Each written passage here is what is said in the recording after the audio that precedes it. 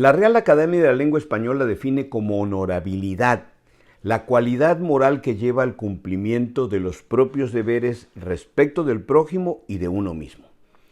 Esta cualidad moral es la que se halla en la raíz de la exigencia social y popular de honorabilidad para el desempeño de los altos cargos públicos. Hay honorabilidad, decía Cicerón, por ejemplo, cuando no existen cuestionamientos en torno a la conducta de una persona, dado que la reconocida honorabilidad es una condición que se declara o no por terceros.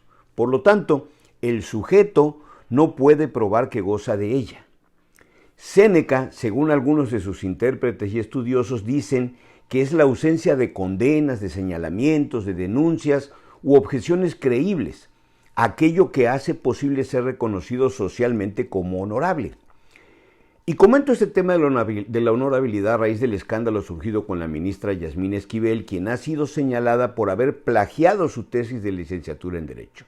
Ella manifestó su deseo de presidir la Suprema Corte en sustitución del ministro Saldívar. Sin embargo, Guillermo Sheridan presentó una denuncia, quien se ha especializado en investigar sobre plagios de tesis, trabajos o documentos públicos.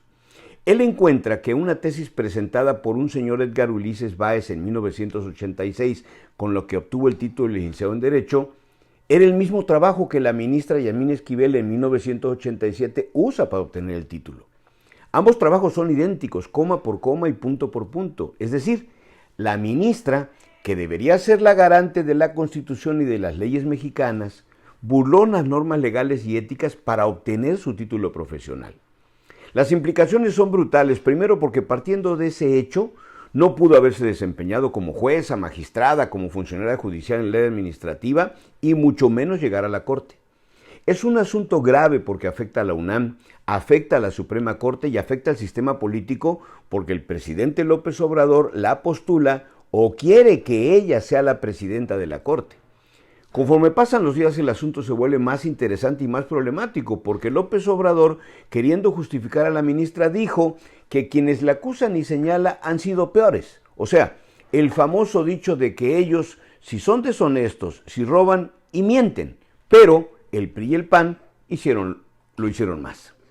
La ministra, en lugar de defenderse, ataca y ahora dice que ella fue la plagiada porque ella empezó antes de que la publicara el primer autor la investigación de su trabajo, y que entonces él se adelantó, se la robó y la publicó antes que ella. Sin embargo, a diferencia de lo que sostiene el presidente, la honorabilidad se tiene o no se tiene. Es incorrecto atribuirle una graduación, es imposible tenerla en cierto grado o proporción. Este caso debería ser tratado de manera equivalente al de la falta de un título profesional. Si no eres abogado, pues no puedes ser juez. De la misma manera, si no es reconocido a alguien como una persona honorable, pues no puede tener un alto cargo público. Y esa carencia no puede compensarse con la presencia de otros atributos positivos que le sumen puntos, como las cartas que le dieron sus maestros, con el propósito de hacer viable su candidatura. El reconocimiento de la honorabilidad de un individuo no depende de la existencia de una sentencia judicial o resolución administrativa, sino más bien es producto de la estimación que hace la sociedad respecto de si la persona es digna de ser honrada por sus méritos con la dignidad que constituye el ejercicio de un cargo público, como lo es una magistratura en el órgano judicial.